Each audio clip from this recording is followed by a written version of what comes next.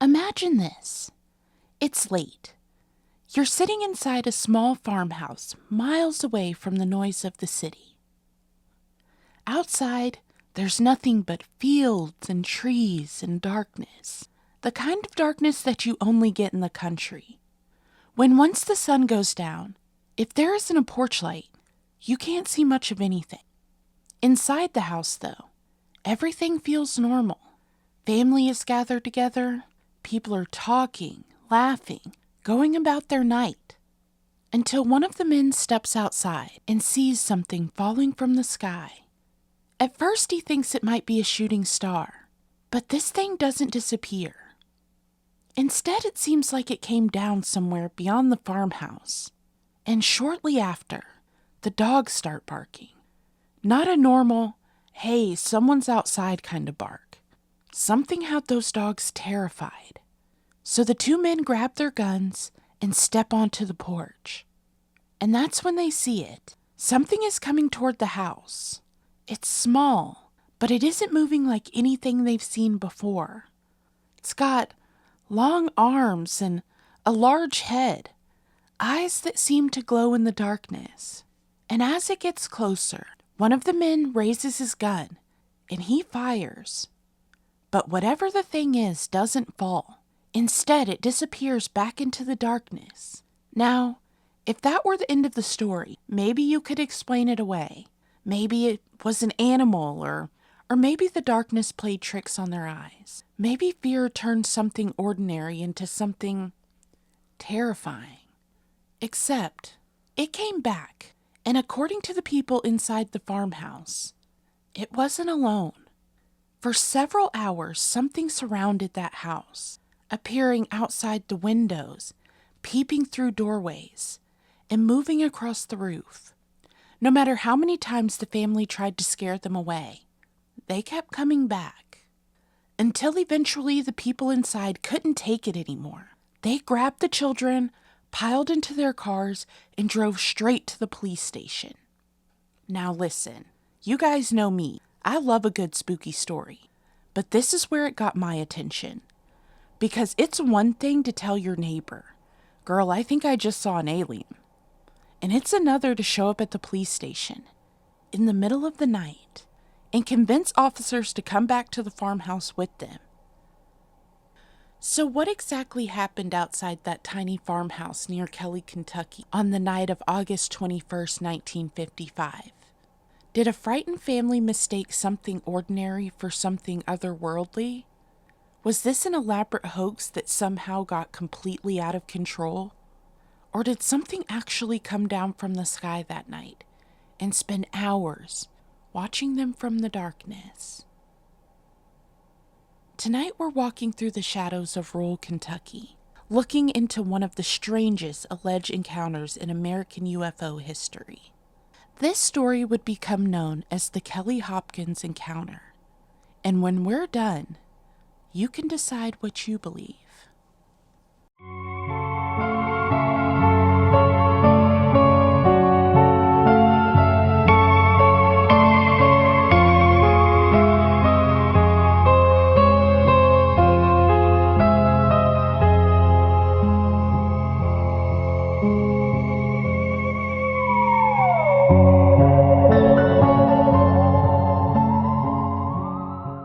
Before we begin, tonight's episode includes discussions of firearms, frightening situations involving children, and alleged extraterrestrial encounters. As always with Dead of Night, I tell you the story, and you decide what you believe. Listener discretion is advised.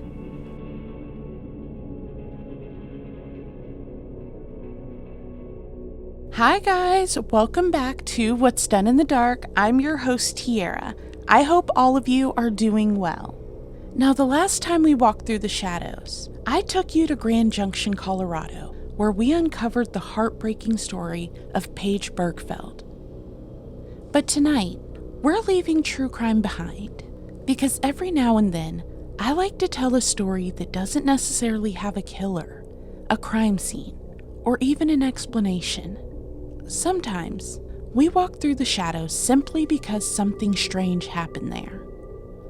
And tonight, we're going all the way back to 1955, to a little farmhouse in rural Kentucky.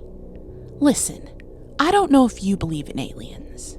Me personally, I believe in aliens because whatever happened at that farmhouse scared those people enough that nearly 70 years later, we're still talking about it. So lock your doors, close your blinds, and tonight especially, maybe don't look out the windows, dim the lights, get comfortable, and let's take another walk through the shadows. Because tonight we're heading to Kelly, Kentucky for one of the strangest alleged alien encounters in American history. Welcome to Dead of Night. Let's get into it. It was Sunday, August 21st, 1955, in the tiny community of Kelly, Kentucky, just outside of Hopkinsville. And when I say tiny, I mean tiny. This wasn't some busy neighborhood filled with street lights and houses sitting side by side. The Sutton farmhouse sat in the country, surrounded by fields and trees, and a whole lot of darkness once the sun went down. Inside the home that evening was a pretty full house. There were members of the Sutton family, children, and a few visitors that had come to spend the evening. Altogether, there were 11 people inside the farmhouse that night. One of those visitors was a man named Billy Ray Taylor. Billy Ray Taylor and his wife June were visiting from Pennsylvania, and sometime around 7 that evening, Billy Ray stepped outside to get some water. Nothing unusual, nothing scary, just an ordinary Sunday evening in rural Kentucky. Until Billy looked toward the sky and saw something. According to Billy Ray, a bright object streaked overhead. He described it as having a trail of different colors behind it. Before it appeared to descend into the field not far from the farmhouse, Billy Ray immediately went back inside and told everyone what he had just seen. And y'all, imagine somebody walking into the house during your little Sunday get-together and saying, so yeah, I think a spaceship just landed outside. Because, that's essentially what Billy Ray was telling them. And as you can probably imagine, not everybody was convinced. They reportedly laughed it off. Maybe he'd seen a meteor or a shooting star or maybe an airplane. There were plenty of explanations that made more sense than whatever Billy Ray thought had just landed in the field. So for a while, life inside the farmhouse simply continued. They talked, they laughed, and Billy Ray's strange lights in the sky became nothing more than an interesting story. Until about an hour later, when the dog started barking. And this wasn't just random barking. Something outside had gotten their attention. The dog ran toward the property and then suddenly just came running back, scared. That's when Billy Ray Taylor and Elmer Lucky Sutton decided to see what was going on. The two men stepped outside and looked into the darkness. At first, they couldn't see much. Something started moving toward them, something that neither of the men recognized. And whatever Billy Ray had seen fall from the sky earlier suddenly didn't seem quite so funny anymore.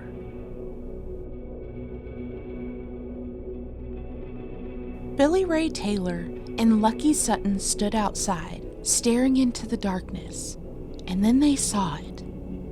According to both men, a small figure began moving toward the farmhouse, and whatever they were looking at, they say it didn't look like any person or animal that they recognized. The figure was reportedly about 3 to 4 feet tall, with a large, almost round head, long thin arm, and hands that appeared to end in claws. But what immediately caught their attention were the eyes. They described them as large and bright and glowing in the darkness. Now, y'all, absolutely not. Because if I'm standing outside in the middle of nowhere and I see 2 glowing eyes attached to something I can't personally identify, I'm going back inside. Whatever business that creature has outside I don't know, that's between them and God. I can't. But Billy Ray and Lucky, they apparently had other plans. As the figure continued toward them, they raised their guns and fired. According to their account, they hit it, but instead of it collapsing, the creature allegedly flipped backwards and disappeared into the darkness. And at this point, you'd think everybody would go inside, lock the door, and stay there. And they did go back inside, but staying away from whatever was outside, that wasn't going to be easy. Because shortly after, someone noticed something at the window. A face, pressed close enough to the glass that the people inside could see those same strange glowing eyes. Billy Ray and Lucky rushed outside again, and as Billy Ray stepped beneath the overhanging of the farmhouse, a claw-like hand allegedly reached down from the roof and touched his hair. Y'all, absolutely not. The farmhouse belongs to them now. The mortgage, their problem. Furniture, keep it. I'm gone. I just simply could not do it. But this encounter was not over. Another figure was reportedly spotted sitting in a nearby tree. The men fired again, and witnesses claim something strange happened when the creatures were shot. Instead of falling normally, they seemed almost weightless. Witnesses described them as floating or gliding toward the ground before disappearing back into the darkness. And then another would appear at a window near the trees on the roof. For what witnesses described as hours, the farmhouse seemed surrounded. Shots were fired repeatedly, and the people inside were terrified. And remember, there were children in the house. Eventually, the family decided they had had enough. They weren't going to spend another minute wondering what might appear in the next window. So around 11 that night, they made the decision that everybody was leaving. Adults, children, everybody. They piled into their vehicles, pulled away from the farmhouse, and headed toward Hopkins. But they weren't going to a friend's house. They weren't going to a hotel. They weren't even going to a church. They went straight to the police station. And this is where the Kelly-Hopkins story becomes harder to simply dismiss as another spooky tale told by somebody years later. Because now, there were going to be witnesses outside that farmhouse. Sometime around 11 o'clock p.m., 11 terrified people arrived at the Hopkins police station. 8 adults, 3 children, all telling essentially the same unbelievable story. Something strange was outside their farmhouse, and they needed help now. Imagine being the officer sitting behind that desk. Because what exactly are you supposed to say to that? Okay, so how many little creatures did you say were surrounding your house? But here's the thing. The officers apparently didn't look at this family and see people having a good laugh. They saw people who appeared genuinely terrified. One investigator reportedly measured one man's pulse being around 140 beats per minute. The women and children were described as extremely upset. Whatever happened at that farmhouse, they appeared to believe it. And that's important, because believing something happened doesn't necessarily tell us what happened. But it does make this story a little harder to dismiss, as 11 people casually decided, you know what would be fun tonight? Let's tell the police aliens attacked us. Yeah, no, something had scared these people. The question was, what? The police decided to go back with them. And y'all, they didn't send one officer out there to take a quick look around. Local officers were joined by Kentucky State Police, military police from nearby Fort Campbell, and a photographer from the Kentucky New Era. Suddenly, that quiet little farmhouse in Kelly, Kentucky had a whole lot of company. Officers searched around the property. They checked the house, and they looked around outside, and they did find evidence of one thing. Somebody had definitely been shooting. Investigators found shell cases from the gunfire that the family had described. But the creatures? Nothing. No little bodies, no mysterious visitors hiding in the trees, and no spacecraft sitting out in the field. Investigators also didn't find evidence supporting claims that the family was simply drunk and imagined the whole thing. The Sutton matriarch, Glennie Langford, maintained that alcohol wasn't allowed inside her home. Eventually, with nothing else to find, police left. And I know some of you are thinking, okay, Tiara, that's it. Everybody got scared, police came, they didn't find anything, end of story. Oh, I wish. Because according to the family, once police disappeared down that dark country road, and the farmhouse became quiet again, so did the visitors. For a little while at least. Then, at around 2:30 in the morning, something appeared outside the window again. And this time, it was Glennie Langford who saw it.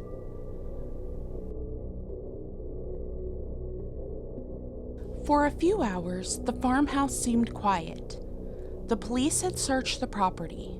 They found no creatures, no spacecraft, nothing hiding in the trees, and eventually the officers left. You would think after everything they had been through, the family would have packed up and gone somewhere else for the night. And personally, I would have been right behind that police car. You're not leaving me here. I'll follow you back to the station, don't worry. But some of the members of the family remained at that farmhouse. Then around 2:30 in the morning, reportedly noticed something outside of one of the windows. Those eyes, the same strange little figure, was allegedly back according to the family's account. The sightings continued intermittently until the early morning hours. And then, just as mysteriously as the whole thing started, it stopped. By sunrise, the farmhouse was quiet again. No glowing eyes outside the windows, nothing moving through the trees, no strange figures approaching the house.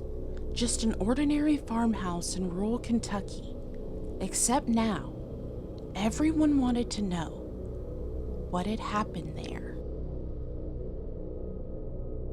By the next day, word was spreading, and honestly, how could it not? Police officers, state troopers, military police, a photographer, all showing up in the middle of the night because a family claimed strange creatures had surrounded their home. Everybody in the town was going to hear about that. Reporters began showing up. Curious strangers wanted to see the farmhouse for themselves, and investigators returned during daylight hours, when they could get a much better look at the property. They searched for anything that would prove that something unusual had been there. Footprints, blood, damage, some indication that a strange object had landed nearby. But they didn't find it. And that is where things start to get interesting, because now we have two sides of the story existing at the same time. On one side, you have multiple witnesses that appeared genuinely frightened, people who left their own home, loaded their children into cars, and drove to the police station, and convinced law enforcement to come back with them. On the other side, you have virtually no physical evidence showing that strange creatures were ever there. No body, no spacecraft, no mysterious footprints. Nothing investigators could point to and say that there was proof. And as the story spread, so did the theories. Some people believed the Suttons had experienced something truly unexplained. Others thought the whole thing was an elaborate hoax. Some wondered whether alcohol had played a role, although the family strongly denied that. And then there was another explanation, one that almost sounded ridiculous at first, until you actually look at what witnesses described.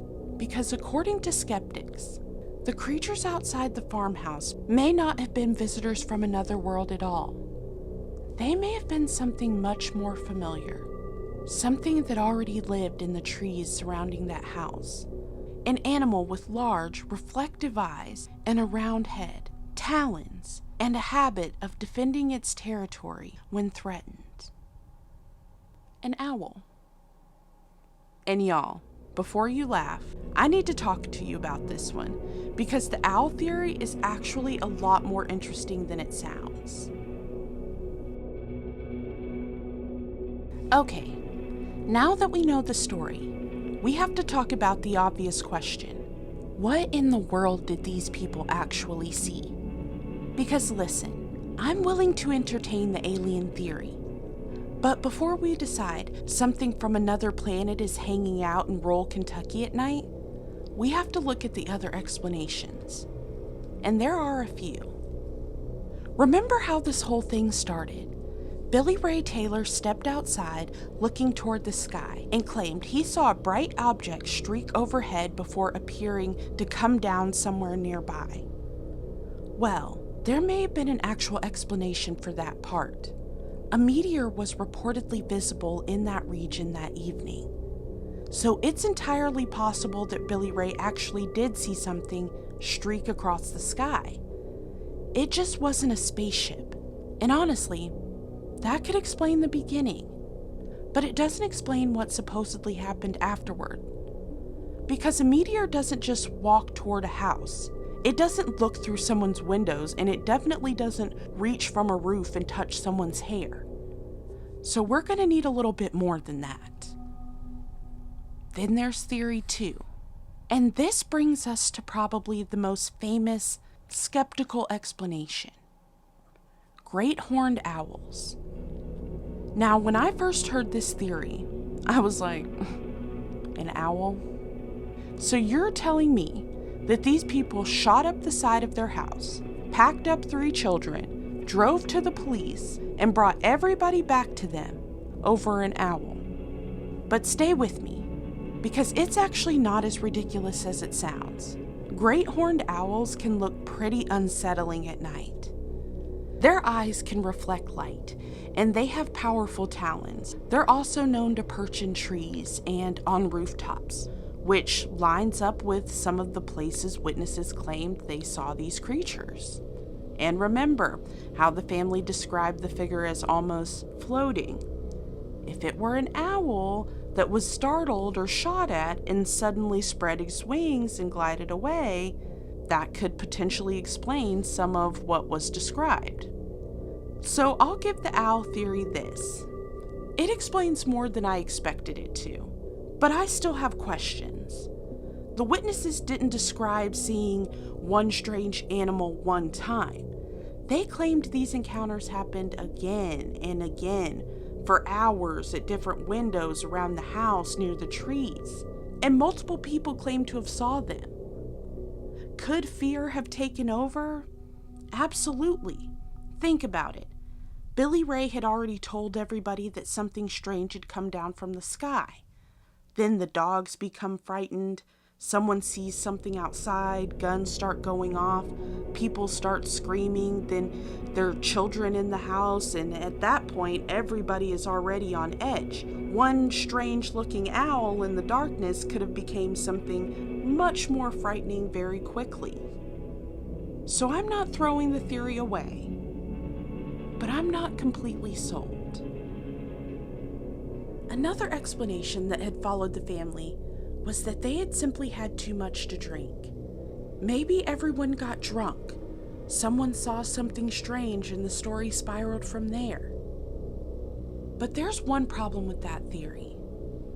The family strongly denied it.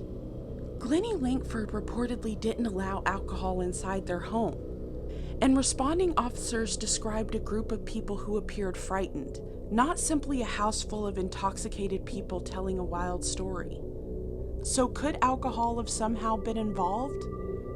I mean, it's possible. But based on what we actually know, there isn't any strong evidence that alcohol explains what happened that night. Then, of course, there's another possibility. They made the whole thing up. Maybe someone wanted attention. Maybe it started as a joke and things got completely out of control. Maybe once police became involved, there was no turning back. But here's what gives me pause. They didn't wait a few weeks or a few years and then suddenly tell this incredible story. They went to the police that night with children, knowing the officers were going to come back to the property, search the house, search outside, and question them about what happened. And afterwards, the attention they received wasn't necessarily positive. They were ridiculed. Strangers showed up wanting to see where the creature supposedly appeared. Their home became a spectacle. So, could it have been a hoax? I mean, of course. People have done stranger things for attention. But if that's what happened, they committed to the story pretty quickly, and they stuck with it. And then, there's the explanation that made this story famous. What if Billy Ray really did see something coming down from the sky? What if whatever was outside that farmhouse was something none of them had ever seen before? Something not from here. Now, do we have physical proof of that? No. No spacecraft was recovered, no creature was captured, and no strange body was found. And investigators didn't uncover physical evidence that proved extraterrestrial visitors had been running around that farmhouse.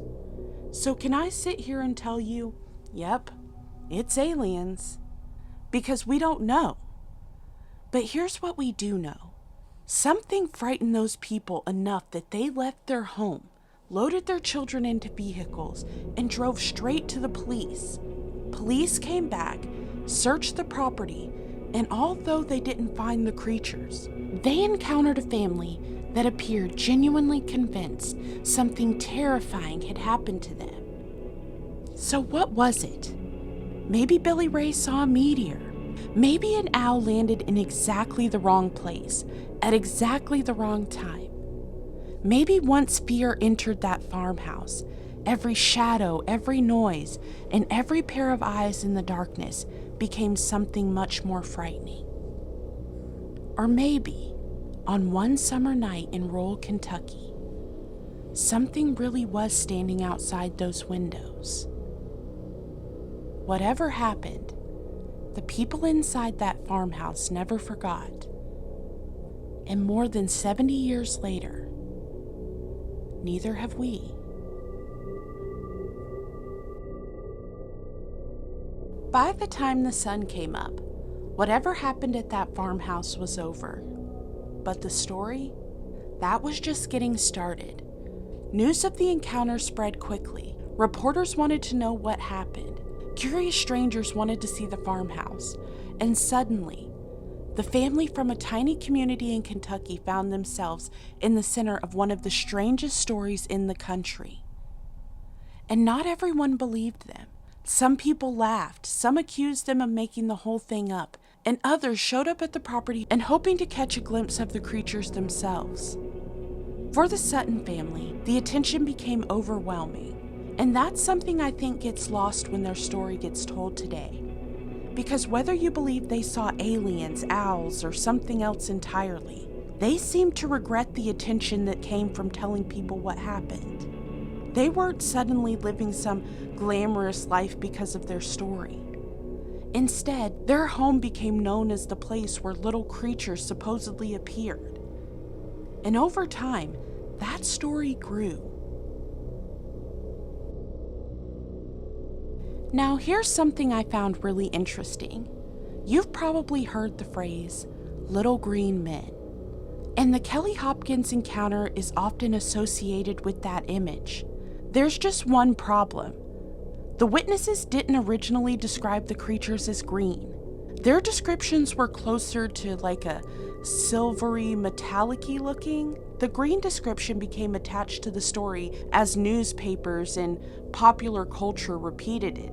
And that's important because it shows how quickly a story can change. One person tells it, someone else retells it, a newspaper adds a description, an illustration gets published, and before long, The version everyone remembers isn't necessarily the version that started it all. Even the word goblins became part of the legend. Today you hear them called the Hopkinsville goblins. And those strange little figures became permanently connected to the tiny part of Kentucky.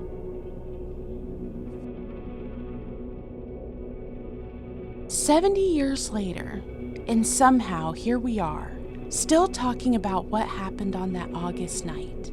Kelly and Hopkinsville eventually embraced this strange piece of history attached to their community. The encounter became part of their local folklore, celebrated through events, stories, and artwork, and generations of people asking the same exact questions. What did they see? And I think that that's why this story has survived. Not because we know the answers, but because we don't. There was no photograph of the creatures, no body, no spaceship, nothing that finally settled the argument. All we're left with is the story of a group of people who said something terrifying approached them outside their farmhouse, and the documented fact that they were frightened enough to get in their cars, drive to the police station, and ask for help. Maybe that's all this story will ever give us. 11 people, one farmhouse, one very strange night, and a question that nobody has been able to definitively answer. What happened in Kelly, Kentucky? Before we close tonight, there's one last thing. I told you at the beginning of this episode, I'd tell you the story, and you could decide what you believe. Well, now you know the story. And honestly, I don't know what was outside of that farmhouse. Do I think it's possible that Billy Ray saw a meteor? Absolutely. Do I think the owl could explain some of what they described? Actually, yeah, more than I thought I would. But do I believe that 11 people simply decided on a random Sunday night to grab their children, get them in the car, and tell officers that strange creatures surrounded their home for absolutely no reason? That's kind of where you lose me. Now, whether that something came from another planet, was sitting in a tree, or was simply fear turning ordinary things into something terrifying, I don't know. And maybe that's why I love stories like this, because not every mystery needs to end with an arrest. Not every strange story eventually gets an explanation. Sometimes we're left with nothing but the people who were there, what they say they saw, and one question that survives long after they're gone. What if they were telling the truth? Because imagine for a second that they were. Imagine that those weren't owls. Imagine that Billy Ray didn't see a meteor. Imagine that for a few hours, on August 21st, 1955, something none of them could explain really was standing outside that farmhouse looking in. Yeah, so remember when I told you not to look out your windows tonight? That's exactly what I meant. So now it's your turn. What do you think happened in the Sutton farmhouse? Was it owls? Was it hoax? Fear and mistaken identity? Or did the people inside that house encounter something not from here? Let me know what you believe, because tonight's walk through the shadows ends without answers. And maybe that's why it's so creepy.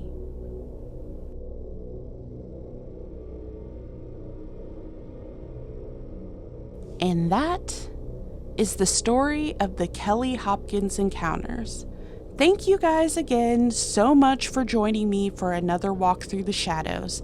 And if you enjoyed tonight's episode, don't forget to follow, share, and subscribe. It really does help What's Done in the Dark continue to grow.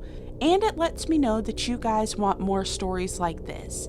And speaking of that, if there's a strange story that you think belongs on Dead of Night, a haunting, an urban legend, a cryptid, a UFO encounter, or just something you can't quite explain, send it my way, because apparently we're investigating aliens now too. But seriously, thank you guys for spending another night in the shadows with me. I'll be back next week with another story. Until then, be safe, be kind, be spooky, and remember, what's done in the dark never stays there for long. Bye, guys!